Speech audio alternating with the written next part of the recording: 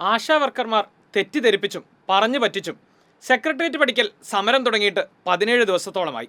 എന്തിനു വേണ്ടി, ആർക്ക് വേണ്ടിയെന്ന് ഒരു പിടുത്തവുമില്ല. പക്ഷേ നാളിതുവരെയുള്ള എല്ലാ കോൺഗ്രസ് BJP സമരങ്ങളുടെ അതേ മുദ്രാവാക്യമാണ് അവിടെയും കേൾക്കുന്നത്: മുഖ്യമന്ത്രി രാജിവെക്കുക. ആശ എന്ന സ്കീം കേന്ദ്ര സർക്കാരിൻ്റെ നാഷണൽ ഹെൽത്ത് മിഷന്റെ നേതൃത്വത്തിൽ 2005-ൽ ഇടതുപക്ഷ പിന്തുണയോടെയുള്ള ഒന്നാം UPA സർക്കാരിൻ്റെ കാലത്താണ് ആരംഭിക്കുന്നത്. സാമൂഹ്യ ആരോഗ്യ പ്രവർത്തകർ എന്ന സങ്കല്പത്തിന് സ്ത്രീകളെ മാത്രം നിയോഗിച്ചുകൊണ്ടുള്ള പദ്ധതിയാണിത്. ഗ്രാമീണ ജനതയെ പൊതു ആരോഗ്യ പ്രസ്ഥാനവുമായി കൂട്ടിയിണക്കി ശിശുമരണ നിരക്ക് കുറയ്ക്കുക, ഗർഭിണികളുടെ സുരക്ഷ, താഴെത്തലം വരെ ആരോഗ്യ പരിരക്ഷ ലഭ്യമാക്കുക എന്ന ലക്ഷ്യം വെച്ചാണ് പദ്ധതി തുടങ്ങിയത്. ആശാവർക്കർമാരെ തൊഴിലാളി എന്ന നിർവചനത്തിൽ കേന്ദ്രം ഉൾപ്പെടുത്തിയിട്ടില്ല എന്നത് പ്രത്യേകം ഓർക്കണം. പകരം സന്നദ്ധ പ്രവർത്തകരായിട്ടാണ് നാഷണൽ ഹെൽത്ത് മിഷൻ ഇവരെ കണക്കാക്കുന്നത്. അതുകൊണ്ട് തന്നെ ന്യായമായ ശമ്പളമോ മിനിമം വേതനമെന്ന തത്വമോ ആശമാർക്ക് ബാധകമല്ല. കേന്ദ്ര പദ്ധതികൾ വ്യവസ്ഥകളനുസരിച്ച് നടപ്പാക്കാൻ മാത്രമേ സംസ്ഥാനങ്ങൾക്ക് അധികാരമുള്ളൂ.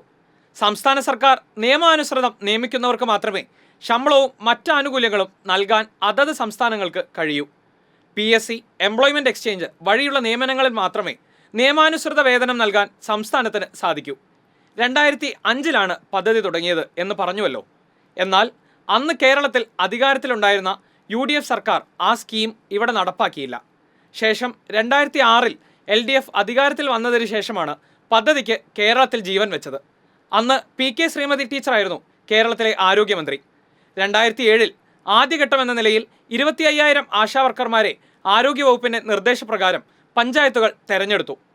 ഇതേ LDF സർക്കാരിൻ്റെ കാലത്താണ് ഉത്സവബത്ത ആവശ്യപ്പെട്ട് ആശാവർക്കർമാർ സമരം ചെയ്തത്.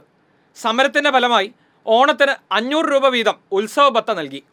മാത്രവുമല്ല, പ്രതിമാസം 3000 രൂപ തോതിൽ ഓണറേറിയം നൽകാനും അന്നത്തെ VS സർക്കാർ തീരുമാനിച്ചു. ഇപ്പോൾ സെക്രട്ടേറിയറ്റ് പഠിക്കൽ സമരം ചെയ്യുന്ന ആശമാർക്ക് പിന്തുണ പ്രഖ്യാപിക്കുന്ന കോൺഗ്രസുകാർ മറന്നുപോയ ഒരു കാര്യം ഓർമ്മിപ്പിക്കുന്നു. 2011-ൽ അധികാരത്തിൽ വന്ന സാക്ഷാൽ ഉമ്മൻചാണ്ടി സർക്കാർ അധികാരം കിട്ടി 14 മാസം പിന്നിട്ടിട്ടും ഓണറേറിയമോ ഇൻസെൻറ്റീവോ നൽകിയിരുന്നില്ല. ഒടുവിൽ CITUവിൻ്റെ നേതൃത്വത്തിലാണ് സെക്രട്ടേറിയറ്റിന് മുമ്പിൽ ആശമാരുടെ അനിശ്ചിതകാല സമരം സംഘടിപ്പിച്ചത്. കുടിശ്ശിക നൽകാമെന്ന് സർക്കാർ വിളിച്ചുകൂട്ടിയ ചർച്ചയിൽ തീരുമാനമായെങ്കിലും അത് നടപ്പായില്ല. ഒരു മാസത്തിന് ശേഷമാണ് കുടിശ്ശിക നൽകിയത്. 5 വർഷത്തെ UDF ഭരണത്തിൽ ഓണറേറിയം 700-ൽ നിന്ന് 1000 രൂപയാക്കി. 5000 രൂപയാക്കുമെന്ന് അന്നത്തെ ആരോഗ്യമന്ത്രി VS ശിവകുമാർ ഉറപ്പ് നൽകിയെങ്കിലും അത് പാഴ്വാക്കായി. പിന്നീട് അധികാരത്തിൽ വന്ന ഒന്നാം പിണറായി സർക്കാരാണ് ആശാവർക്കർമാർക്ക് അനുകൂലമായ നിലപാടുകൾ സ്വീകരിച്ചത്. ആശമാർക്ക് ആശുപത്രികളിൽ ഡ്യൂട്ടി നൽകാൻ ആരോഗ്യമന്ത്രിയായിരുന്ന KK ശൈലജ നടപടി സ്വീകരിച്ചു. കേന്ദ്രത്തിൽ സമ്മർദ്ദം ചെലുത്തി ഫിക്സഡ് ഇൻസെൻറ്റീവായി 2000 രൂപയും പിന്നീട് ഇൻഷുറൻസ് പദ്ധതിയും നടപ്പാക്കി. ഘട്ടം ഘട്ടമായി ഓണറേറിയം 6000 രൂപയാക്കി. ഓണറേറിയവും ഇൻസെൻറ്റീവും അക്കൗണ്ടുകളിലേക്ക് അയച്ചു കൊടുക്കാനും പിണറായി സർക്കാർ തീരുമാനിച്ചു. രണ്ടാം പിണറായി സർക്കാർ അധികാരത്തിൽ വന്ന ശേഷം മറ്റെല്ലാ മേഖലകളിലും എന്ന പോലെ ആശാ പദ്ധതിയെയും തകർക്കാൻ മോഡി സർക്കാർ തീരുമാനിച്ചു.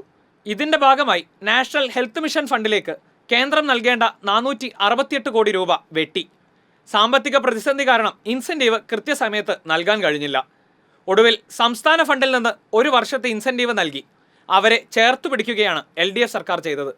കടുത്ത സാമ്പത്തിക പ്രതിസന്ധിയിലും ഓണറേറിയത്തിൽ 1000 രൂപ കൂടി LDF സർക്കാർ വർദ്ധിപ്പിച്ചു. ഇത്രയൊക്കെ ആശാനുകൂല നിലപാടുകൾ സ്വീകരിച്ച സർക്കാരിനെതിരെ സമരം ചെയ്യുന്നത് രാഷ്ട്രീയ ലക്ഷ്യമല്ലാതെ മറ്റെന്താണ്? ഇനി സമരപ്പന്തലിൽ വന്ന് ഫ്രീ ആയിട്ട് കഞ്ഞിയും കുടിച്ച് റീലും ഷൂട്ട് ചെയ്തു പോയ യൂത്ത് കോൺഗ്രസിൻ്റെ വ്യാജ പ്രസിഡന്റിനോടൊരു ചോദ്യം. ദിവസങ്ങൾക്ക് മുമ്പ് CITUവിൻ്റെ നേതൃത്വത്തിലുള്ള ആശാ വർക്കർ ഫെഡറേഷൻ്റെ ആഭിമുഖ്യത്തിൽ നാഷണൽ ഹെൽത്ത് മിഷൻ ഡയറക്ടറുടെ ഓഫീസിന് മുമ്പിൽ 48 മണിക്കൂർ സമരം നടത്തി. ആ സമരപ്പന്തലിൽ ഒന്നും താങ്കളെ കണ്ടില്ലല്ലോ. അല്ലെങ്കിലും മോദിയെ നേർക്കുനേരെ നിന്ന് എതിരിടാൻ കുറച്ച് പേടിയൊക്കെ ഉണ്ടാകുമെന്നറിയാം. എങ്കിലും വെറുതെ ചോദിച്ചെന്നേ ഉള്ളൂ.